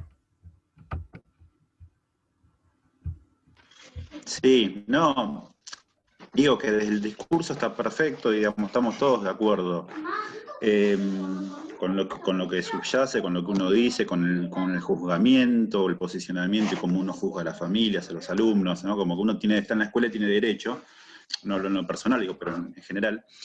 Pero sigue pasando, o sea, en sala de profesores, digamos, es como que sigue siendo un espacio de que nosotros hacemos las cosas bien, las familias hacen las cosas mal, por más que ahora haya otra apertura, y a veces es impresionante las cosas que se escuchan en sala de profesores o en los colegios. Pero bueno, me parece que, digamos, como que falta mucho todavía, ¿no? Falta crecer como sociedad en ese sentido. Falta muchísimo, en términos reales y en términos temporales. A ver, los procesos sociales, digo, yo en mi caso particular soy docente recibida de primaria, laburé muchos años en primaria, y después hice el profesorado de historia, bueno, y otras cosas. Pero en el campo de la historia, que es uno de los lugares donde mejor me gusta, donde mejor me muevo y donde más me gusta, los historiadores trabajan con 3 categorías temporales, ¿sí? Que es el tiempo del hecho, el tiempo corto, diría Brodel, el tiempo medio y el tiempo largo. El tiempo largo estamos hablando de un siglo, 2 siglos, 3 siglos para algunos procesos. Yo espero que no lleve tanto tiempo, pero a lo que voy es a esto concreto. Una revolución en la historia se puede realizar en 2 meses. Digo, puede haber una revolución económica, política, social, en un tiempo relativamente corto o medio, ¿sí? Es decir, no necesito un tiempo largo para una revolución política, por ejemplo, un cambio de gobierno, ¿no? La caída de la monarquía y la sustitución por la república. Eso vos lo podés, digo, porque la historia tiene hechos que lo demuestran, hacer en un plazo de tiempo relativamente corto. Ahí Gonzalo dice, el tiempo largo es el de las mentalidades. Exactamente, a eso iba. Lo que vos no podés revolucionar en un tiempo ni corto ni medio es el tiempo de las mentalidades, porque es el tiempo en los plazos históricos más difícil de cambiar, ¿sí? El sistema de creencias y mentalidad de una sociedad lleva décadas y décadas y décadas cambiarlo. Entonces, es la disputa, eso es lo que nosotros planteamos como la disputa respecto del sentido. La disputa del sentido es algo que nosotros tenemos que, valga la redundancia, disputar al interior de las escuelas. Y es un trabajo enorme, porque la escuela es una institución en términos ideológicos muy pesada y muy resistente a cualquier propuesta de cambio, ¿sí? Ustedes piensen lo siguiente. La ciudad de Buenos Aires fue la última jurisdicción del país en tener educación mixta, ¿sí? Hasta la década del 70, no de 1870, de 1970, 1970 y pico largo, creo que recién en el 80, las escuelas primarias de la Ciudad de Buenos Aires pasaron a ser mixtas. La provincia de Buenos Aires lo tuvo prácticamente desde siempre, pero las escuelas primarias públicas de la Ciudad de Buenos Aires eran de varones y de niñas, ¿no? Yo siempre le cuento esto a mis estudiantes del profesorado, porque en los distritos escolares las escuelas están muy cercanitas, entonces vos decís, ¿por qué hay una escuela primaria a 3 cuadras, ¿no? Todas las escuelas están distribuidas en un radio de 6 cuadras, porque había escuelas de mujeres y escuelas de varones. Década del 80 del siglo XX estamos hablando, ¿sí? Entonces, eso te muestra lo difícil de dar la disputa respecto a las mentalidades de las instituciones. Porque seguramente, digo, hubo instituciones tradicionales, por ejemplo, de Mariano Acosta, que es la Escuela Histórica de Formación de Docentes, la que aparece en todos los videos de Pinot, que claramente resistían pasar a ser mixtas, porque ellos consideraban que su excelencia académica se sustentaba en que no había mujeres, ¿sí? Y estoy hablando de una discusión de hace 40 años atrás, y sí, ustedes no sé si se acuerdan, pero hace menos de 12 años en Córdoba, un colegio muy tradicional de Córdoba, privado, tuvo esta discusión, y las familias se negaron a que el colegio recibiera mujeres, digo, y salieron en los medios, y lo decían sin ningún prurito, esto de que la excelencia se sostenía porque había estudiantes varones. Bueno, eso es ideológico, hoy nadie lo puede decir porque sería violencia de género, y celebro que así sea, que esos discursos, por lo menos, esté mal decirlos. Pero hay otros que pareciera que no están tan mal decirlos. Y pasa esto que dice Javier, uno los escucha en la sala de profesores, ¿no? Te dicen, bueno, este pibe con la familia que tiene, o el tema de las oportunidades, ¿no? Yo discutí ayer en un consejo de coordinadores porque me planteaban el tema de las oportunidades y por qué hay que darle tantas oportunidades. Y yo decía, ¿y por qué no? Digo, ¿por qué no habría que darle oportunidades? Si uno lo da a los adultos, si a mí hay gente que me ha escrito y me escribe todo el tiempo acá en la universidad, en el doctorado, diciéndome, mirá, Viviana, me pasó tal cosa, ¿por qué un adulto confía en lo que un adulto le dice? ¿Por qué? Porque ahí también hay otra cuestión a desarmar, que es el esquema adultocéntrico que tiene la escuela. Entonces, ese esquema adultocéntrico hace que la palabra del adulto esté sobrevalorada sobre la palabra del niño o del adolescente. Entonces, si un adolescente me dice, me quedé sin internet, lo pongo bajo sospecha. Seguro que no tuvo ganas de hacer la tarea y me chamulló, qué sé yo. ¿Y por qué no lo puedo aprender? ¿Y por qué cuando un adulto me lo dice yo, le doy fe y apuesto a esa palabra? Y digo, pobre, se le cortó la luz. Yo no pienso que me está chamullando. Quizás lo haga el adolescente, el adulto, no importa. Pero acá aparece otra idea importante de un texto que yo amo absolutamente, que es un texto de Laurence Cornu que habla sobre la confianza en las relaciones pedagógicas. Para mí ese texto es una poesía por cómo está escrito, pero además, pone blanco sobre negro en la necesidad de confiar en el otro y renunciar al control sobre sus actos. ¿Sí? Cornu dice, la confianza es una apuesta al acto futuro del otro, renunciando al control de ese acto. Es decir, renunciando a que va a depender de nosotros y exclusivamente de nosotros lo que haga. Y creer que va a ser capaz de hacerlo. Eso para la conducción, la confianza es clave. Es clave. Yo tengo que confiar, si soy docente. Ahí Marcela dice qué texto. El texto se llama La confianza en las relaciones pedagógicas. No está en la guía 1 eso. No, puede ser que esté en la 2 si no lo subí. Si no, se lo sumo como complementaria. Está hermoso. A mí me trae esto de la pedagogía esperanzadora de Freire. También, totalmente. Totalmente.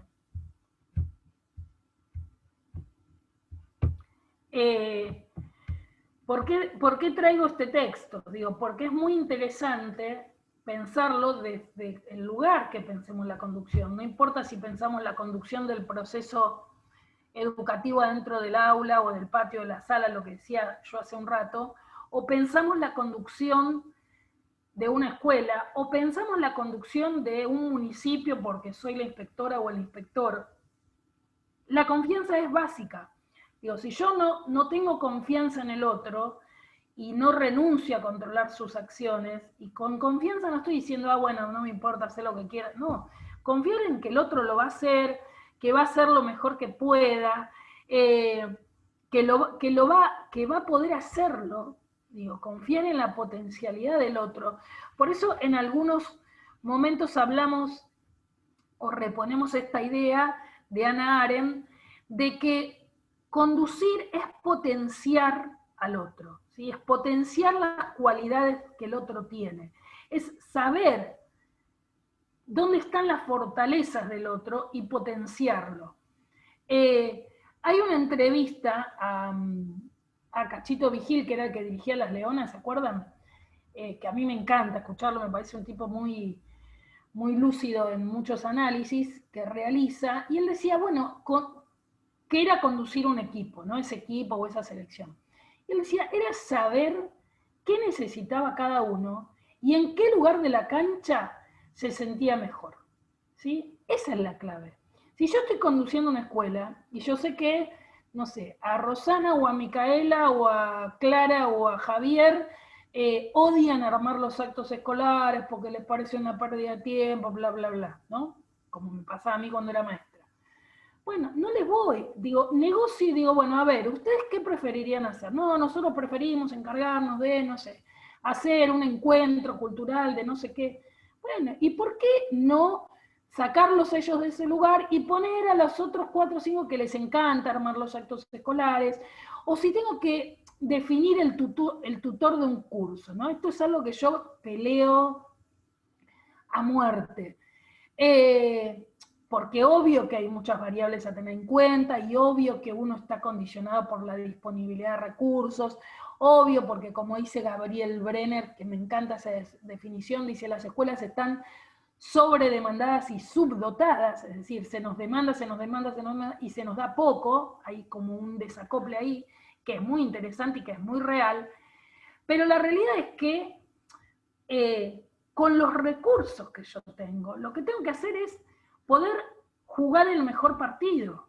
Entonces, la mejor manera de hacer eso es consensuar con los otros y potenciar lo que hacen. A ver, si yo tengo un profe que no tiene buena onda con los pibes, que siempre está, vieron, en el tira y afloje, que se le juega la autoridad si un pibe le contestó un poquito más, y yo no lo voy a poner como referente a un curso como tutor o para acompañar a los pibes al viaje egresado. Sinceramente lo digo. Porque ahí hay cuestiones que tienen que ver con la toma de decisiones en función de la lectura, ¿sí? Esto, ¿se acuerdan reponiendo el texto de Huergo? ¿Cómo vuelvo a releer la institución? ¿Qué recursos tengo? ¿Qué cosas puedo potenciar?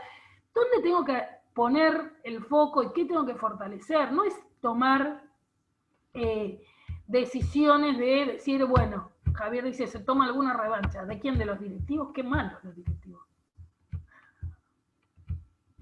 Sí, a veces pasa, eso es bastante normal, digamos, que por ahí se toma alguna revancha. Sí, bueno, el ejemplo que ponías recién del profe que no le gusta armar el acto, de ponérselo a propósito, y eso se ve mucho y pasa, ese tipo de pequeñas revanchas. Sí, lo que pasa que, a ver, eso sería de vuelta, eso mostraría cuál es la posición, y me diste pie para decir algo que me estaba olvidando y que me parece muy importante, cuál es la posición de quien conduce, ¿sí? Y qué entiende por autoridad. Porque a mí me parece que cuando nosotros tenemos que pensar lo de la conducción, ahí hay como una pista clave. ¿Qué entendemos por la autoridad? Digo, y vuelvo a lo mismo. El sentido común dice, o mejor dicho, pone como un concepto análogo la autoridad con el lugar que ocupa el sujeto en la escala jerárquica, ¿sí? Esa es una representación sumamente básica, pero dominante, porque justamente las ciencias sociales nunca han logrado enseñarse bien en las escuelas, entonces no hay una deconstrucción ni una complejización respecto a los conceptos propios del campo de las sociales. Uno de los conceptos propios y claves en el campo de las sociales es el concepto de poder. Entonces hay una asimilación de que el que ocupa un determinado cargo jerárquico, o sea, cuanto más alto está la pirámide jerárquica, mayor poder tiene. Y en realidad eso es una falacia, ¿sí? El concepto de poder tiene una complejidad en el área de las ciencias sociales que para nada se asimila a el lugar que ocupa la persona. Pero además, digo, lo que pasa con respecto a la autoridad es que cuando se piensa la autoridad así, como vos lo traes, como bueno, ¿no te gusta el acto? Jaja, te voy a joder y te voy a poner el acto porque yo soy la autoridad y soy la que manda, ¿sí? Lo que muestra es una fuerte debilidad del que conduce. ¿Sí? Una fuerte debilidad del que conduce. Y acá es interesante porque guarda que lo mismo pasa en las aulas, y en las salas, y en los patios, lo mismo.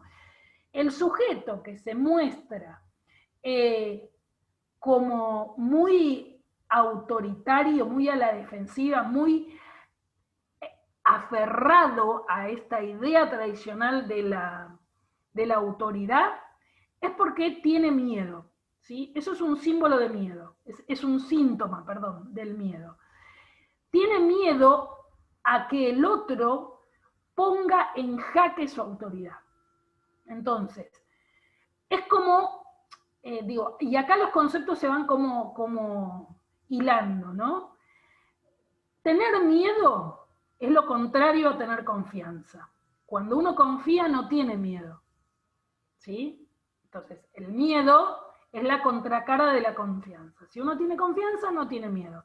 Si uno tiene confianza, puede construir relaciones democráticas sin miedo a lo que el otro puede hacer.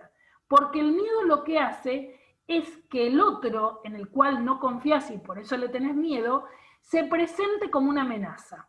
Entonces, eso es lo que es un acto reflejo, digo, el autoritarismo es el acto reflejo a la amenaza del otro. Es sentir que el otro amenaza tu poder, te pone en jaque, Esto es como cuando los padres o las madres, no sé, creen que imponen autoridad porque le dicen al hijo lo que tiene que hacer y el hijo le hace caso. Bueno, si encuentran a algún hijo que les haga caso, me avisan a ver si las mías se contagian un poco, nunca lo he logrado. Pero digo, tiene que ver con esto, con la amenaza que le genera el otro en el que no confían. Entonces, una forma de cuidarse de esa amenaza a un vínculo que consideran que puede poner en riesgo su autoridad es marcando la distancia y decir, bueno, yo te digo que hagas el acto porque yo soy la autoridad. Porque sienten que hay un debilitamiento de la función directiva, en el caso de los directores, o de la función pedagógica, en el caso de los y las docentes, si ceden cierto espacio de negociación, digo.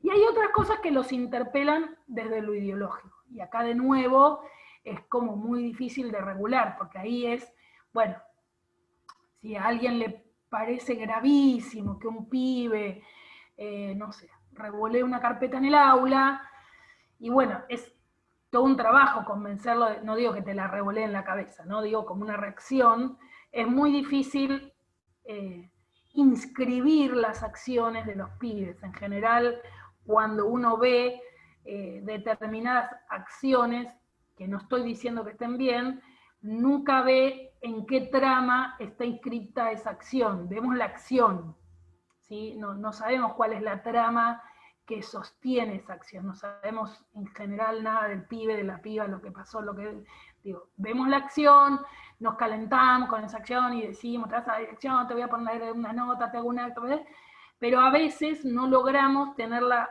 paciencia o la capacidad suficiente para ver la trama, ¿sí? Para ver la trama que sostiene ese acto. Y lo otro que quería decir con esto de cómo nos interpela, es algo que también es muy importante tener en cuenta en el acto de la conducción, que tiene que ver con la comodidad, ¿sí? Y acá no voy a usar el concepto comodidad como qué cómodo que soy Pancha tirada en el sillón, sino la comodidad es aquello sobre lo cual tenemos las respuestas conocidas, ¿sí? La comodidad es movernos en un ambiente que conocemos, con prácticas que no son familiares, y que no ponen en jaque, ¿no? Es como el lugar de confianza. Yo me muevo cómodamente, ¿no? Sería la expresión como pez en el agua, si todas las variables, ahí Marcela, sí, exactamente, es la idea de zona de confort. Muy bien, a eso iba. Es la zona de confort, tengo las respuestas, yo sé que para ser directora tengo que hacer esto, tengo que poner carita de mala, tengo que decirle al otro lo que tiene que hacer, Bueno, el tema es, o la invitación para construir consenso, para construir una escuela democrática, para construir y garantizar la participación, bla, bla, bla, todo esto que hablamos hasta ahora necesariamente requiere que dejemos nuestra zona de confort, ¿sí? Y que aceptemos ir a una posición de incomodidad. Y esa posición de incomodidad tiene que ver con renunciar al control de las respuestas conocidas, ¿sí? La zona de incomodidad tiene que ver con tener la capacidad de dejarse interpelar por lo que sucede, aunque sean situaciones que nunca hayamos tenido, digo, para la cual no tengamos todas las respuestas. Pero eso solo lo podemos hacer si estamos dispuestos y dispuestas a abandonar la zona de confort, ¿sí? Entonces, dejar esa zona de confort implica buscar esto, la incomodidad de estar en espacios y en posiciones, y sobre todo con ciertas condiciones y algunos ambientes que no conocemos de antemano la respuesta, ¿sí? Bueno, Javier dice, el sistema está bastante encorsetado, sí, sin duda, sin duda. Ahora, está encorsetado, pero también hay todo un marco normativo que las escuelas desconocen, y si lo conocen, miran para otro lado. Digo, yo creo que ahí la pelea está en las resoluciones del Consejo Federal. Creo que hay un montón de cosas que las escuelas pueden disputar sentido común al sistema, digamos, porque en definitiva el sistema somos nosotros, ¿no? Digo, esa es otra idea que tenemos que apropiarnos. El sistema somos nosotros, porque si no nos quedamos con esto de como el gran hermano que nos controla, y en realidad el sistema en un punto lo vamos haciendo nosotros, ¿sí? Bueno, ¿qué más? Perla. A ver, Perla. Bueno, Javier, dale. No, sí, que para cerrar esto, que digamos, siempre hubo una frase como que me hizo ruido, siempre. Esto de que, bueno, el sistema ya está como de alguna manera formateado y depende de la inspectora que te toca que seguís la línea, o sea, un director que por ahí pasa desapercibido, es aquel que hace lo que tiene que hacer.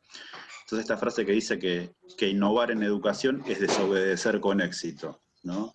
Como que cualquier propuesta de innovación, en realidad vos tenés que, por algún lado, digamos, ir por izquierda como para poder implementarlo, y si funciona, estás desobedeciendo la norma, ¿no?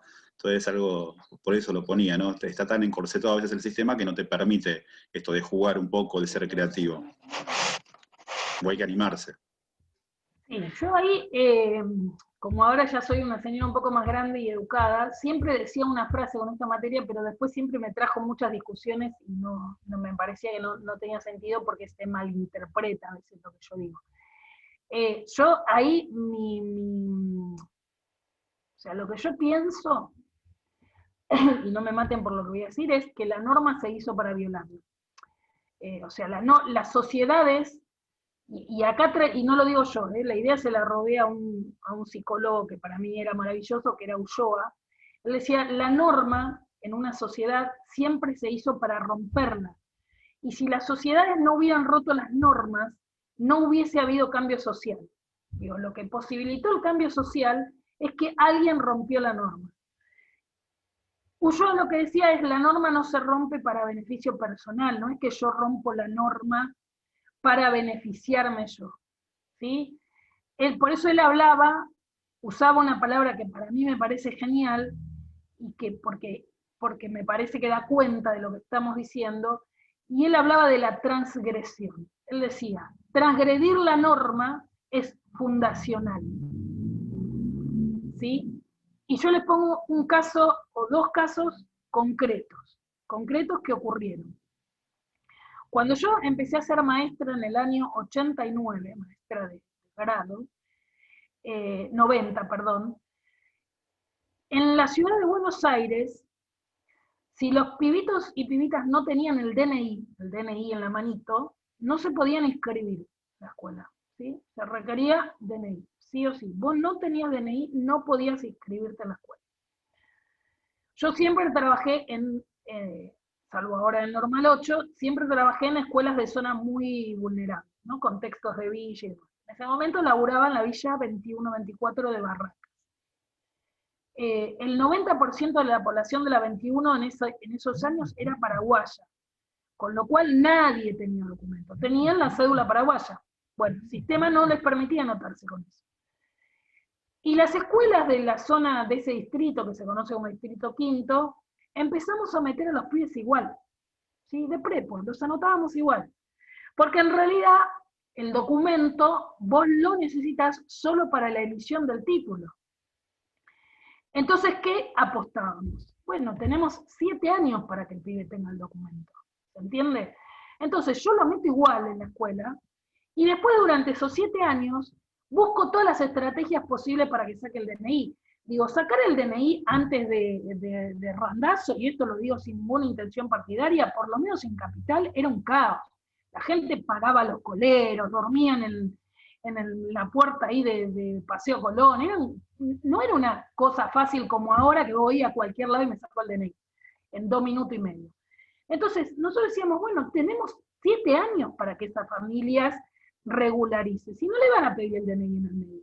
Bueno, finalmente, digo, las escuelas de los sectores vulnerables empezamos a hacer esto, que era transgredir la norma, y forzamos a que el gobierno de la ciudad, que en ese momento, ¿saben quién era el secretario de Educación? Está bien, no estaba la resta, pero el secretario de Educación era Daniel Pilmus.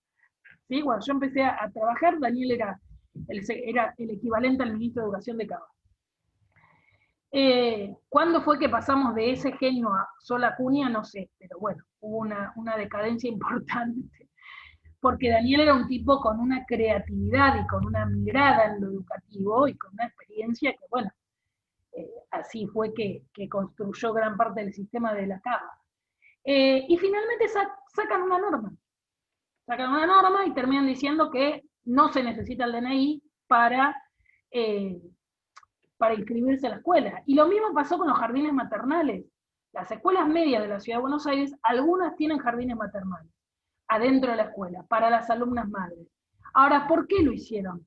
Porque hubo un montón de escuelas que empezaron a aceptar, a pesar de que te taladran que el seguro, que la responsabilidad civil y que pim, pum, pam, empezamos a aceptar que los pibas, que son madres, vayan a clase con sus hijos. Entonces, cuando vieron que las escuelas medias, sobre todo las nocturnas, estaban llenas de pibas en primero, segundo, tercer año, y que los profesores y profesoras nos paseábamos con los bebés de los alumnos, y qué sé yo, dijeron, no, miren, mejor creamos el programa Alumnas Madres. Y así es que hace 20 años que está el programa Alumnas Madres. Pero se entiende lo que voy, digo, yo no estoy diciendo, yo no decía, transgredamos la norma para robarnos la plata de la cooperadora. Lo que estoy diciendo es, hay transgresiones que son fundantes.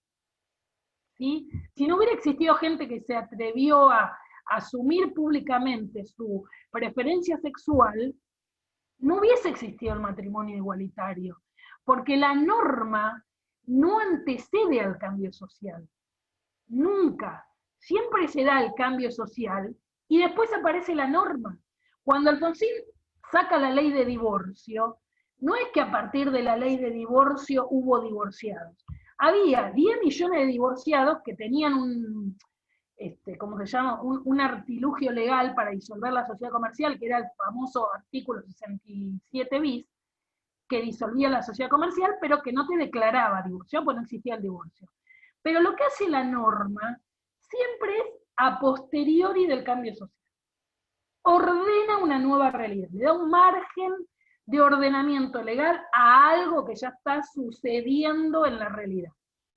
¿Se entiende? Bueno, me estoy perdiendo lo del chat. ¿Por qué no hablan? A ver.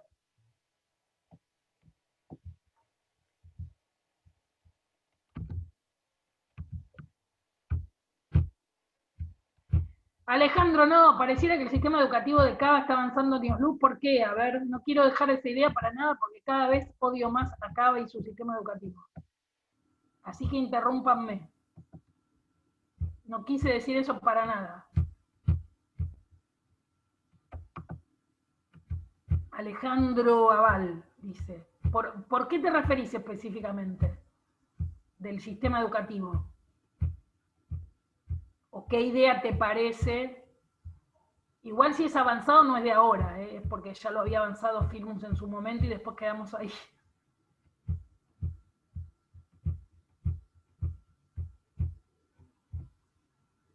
Bueno, ¿quién más de los que habló en el chat quiere compartir algo?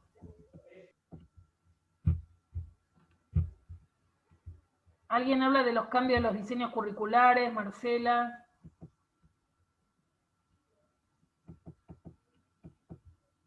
Ah, por las salas maternales. Dice, sí, hay programas que estaban... Bueno, pero, a ver, todo, y acaba de nuevo, también ahí es importante el papel de la política pública, ¿sí? Y cómo la política pública se da en determinados contextos y en otros no.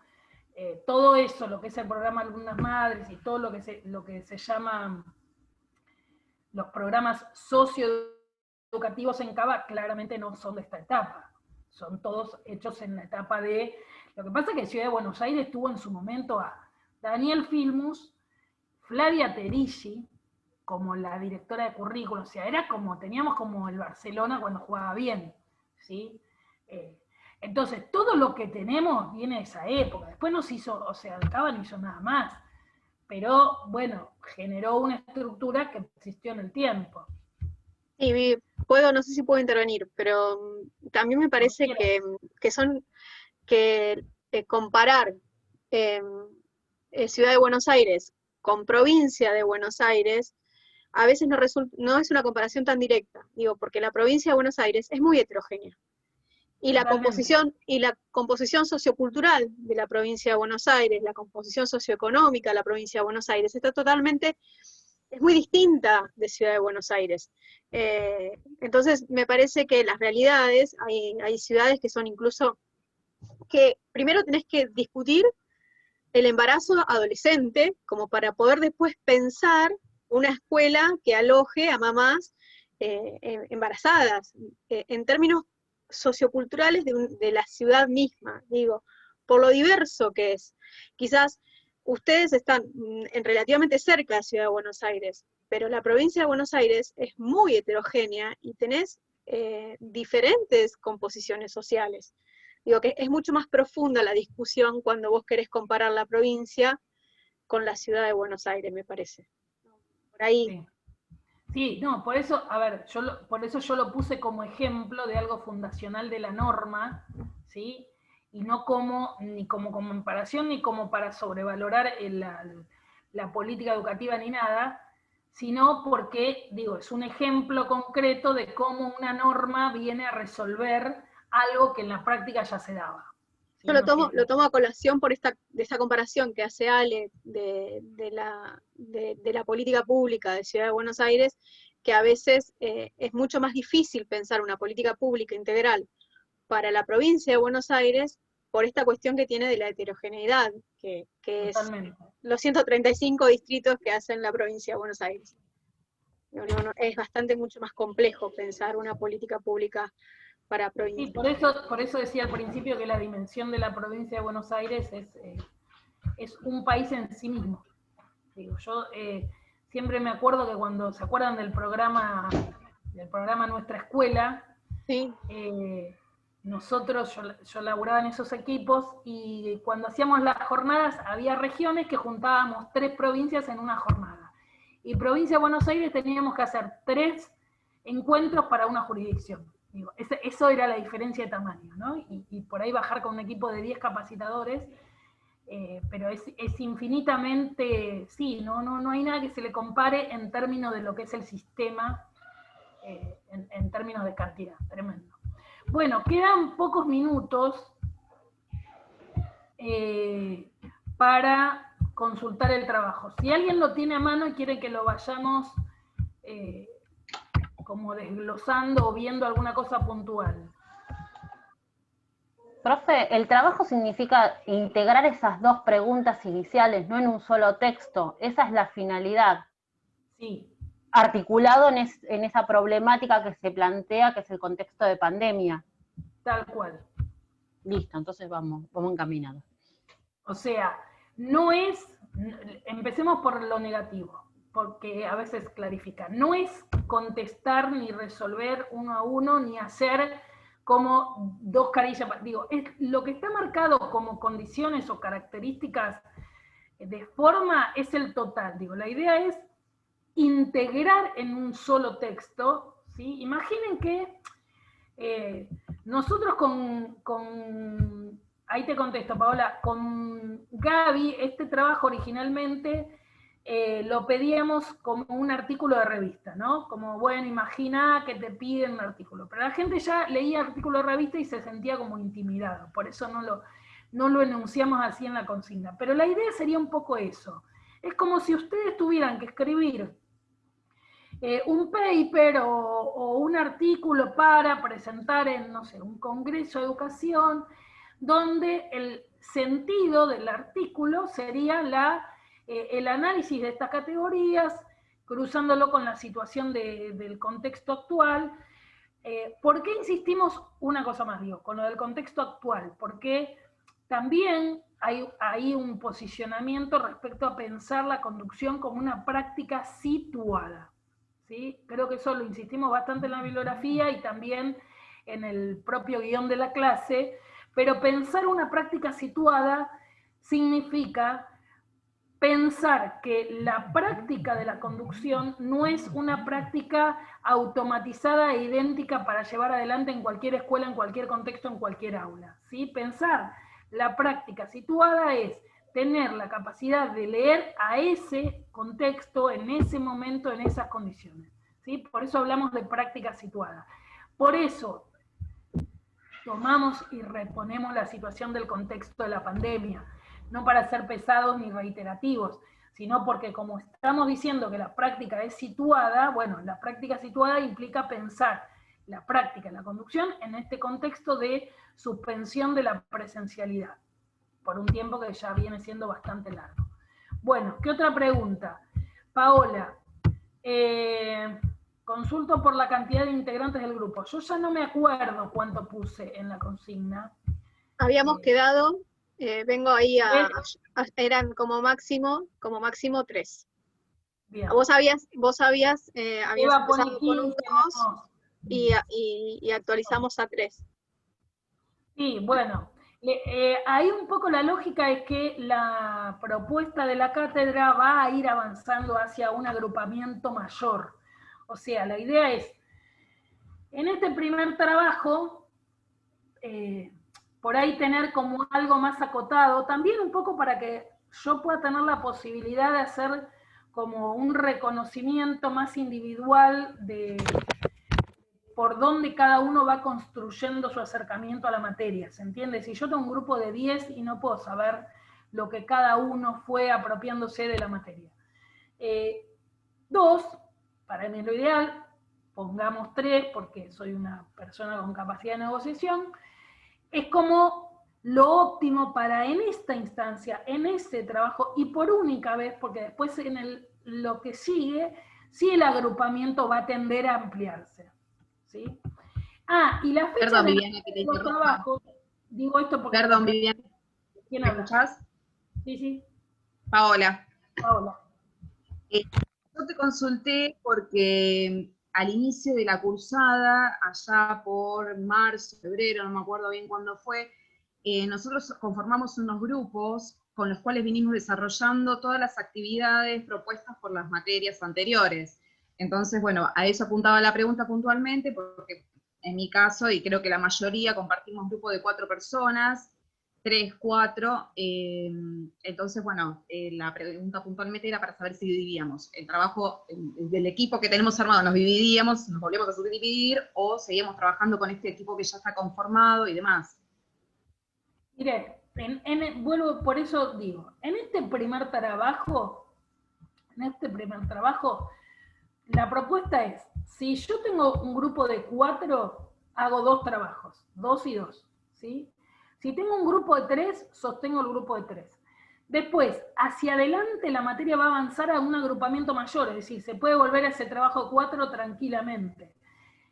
El planteo que nosotros hacemos es que este primer trabajo realmente es muy simple, ustedes fíjense que el máximo son 2 carillas, o sea, es como muy accesible, es una escritura de 2 carillas entre 2 personas.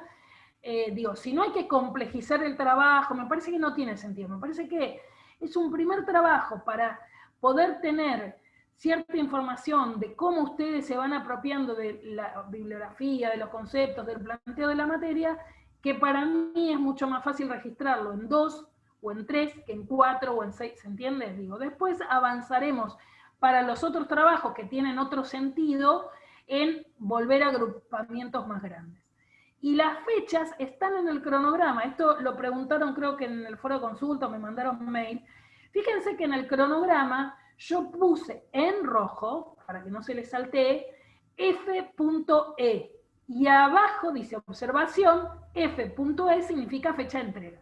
Entonces la fecha de entrega la tienen en el cronograma, cada unidad tiene la fecha de entrega de su trabajo puesta en rojo. Siempre es el día anterior que se suba a la otra clase.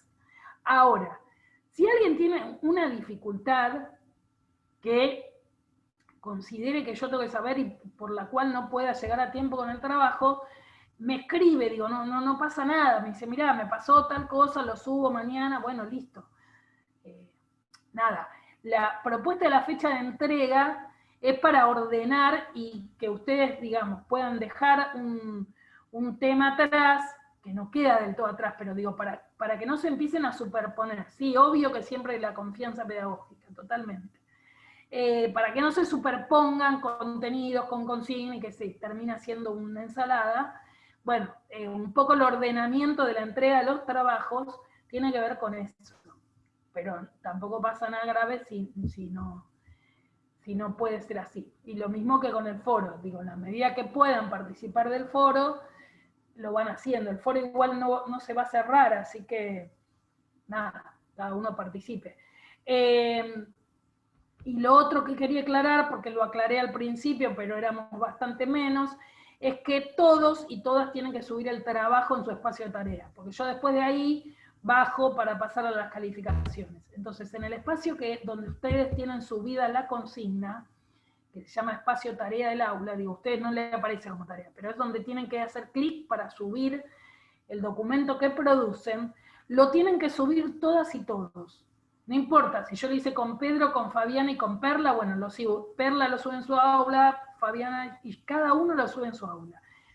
La idea es que si ustedes cumplen con la consigna de renombrar el documento con, por ejemplo, TP1, Pérez-Hielo-Telio, bueno, ese mismo documento con esos mismos nombres va a estar replicado en todas las aulas. Con lo cual mi rastreo para la corrección es re fácil porque bajo uno y automáticamente le subo las calificaciones a los demás. Digo, es la manera más fácil para corregir en el término de ubicarlos, y es más rápido para ustedes recibir la calificación si los mandan bien nombrado. ¿Sí? Bueno, ¿algo más respecto al trabajo, a la materia, a la bibliografía?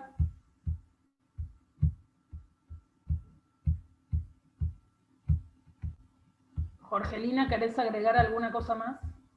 No, yo creo que preguntas no quedaron pendientes, las respondiste. No sé si alguien más quiere hacer. A ver, hay un mensaje nuevo. Gracias por todo.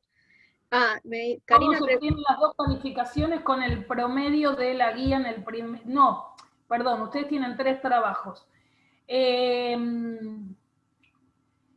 Nosotros sacábamos un promedio entre el primero y segundo trabajo. El primer trabajo era conceptual y lo promediábamos con el segundo, y ahí poníamos recién una nota, ¿no? ¿Así era, Jorge?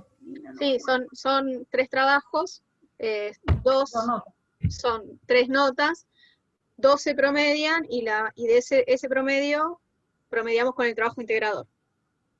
Ahí va. No sé si se entendió.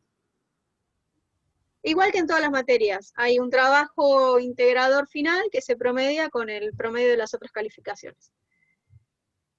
Listo. Cristian quiere hacer una pregunta. Abrí el micrófono, Cristian. Abrí el micrófono y preguntarle. Lo planteé en el foro, dice. A ver, Cristian. Abrí el micrófono y pregunta. Tranquilo. Bueno, ¿qué tal? Buenas tardes a todos. Tenía una consulta con respecto al punto 2 de la guía didáctica. Yo no tengo claro a qué se refiere con las categorías planteadas en los textos, que se deberían resignificar. Eso no me quedó claro. Las categorías planteadas son las que los autores trabajan, por ejemplo, el tema de, primero, el tipo de gestión. Vieron que en un primer artículo hablan de esta categoría de la conducción como liderazgo, como administrativo y demás. Y después, categorías que tienen que ver con algunas cuestiones como el acompañamiento de las trayectorias, el tema de la autoridad pedagógica, es decir, con diferentes conceptos que van como hilvanando la bibliografía de lo que sería la clase 1, que en realidad es una unidad, digo, no es una clase. Pero tiene que ver con eso, con identificar aquellos conceptos que consideramos claves en los textos que fuimos leyendo, que algunos también aparecen en el guión del aula, y a partir de ahí cruzarlo con la bibliografía. ¿Sí? No sé si te... Sí, buenísimo, muchas gracias. Bueno, ¿alguna pregunta más? Bueno, ¿cerramos?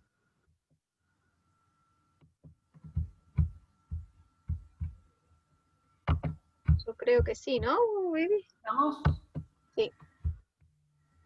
Bueno, espero que, nada, un placer verlos y verlas, que haya sido fructífero el encuentro, nos veremos en el próximo, y la seguimos por el aula, ¿sí? Mientras nos seguimos cuidando. A los que y a las que necesiten trabajar con el SIC algunas cuestiones puntuales, los veo y las veo el lunes a las 16:30. Recuerdo que es una clase optativa, así que, bueno, quiera y sienta que lo necesite, se suma. ¿En cuanto a la escritura, Jorgelina? No es un taller de escritura académica, sino que tiene que ver con el texto que tienen para leer, para trabajar las categorías. De Selman. Claro.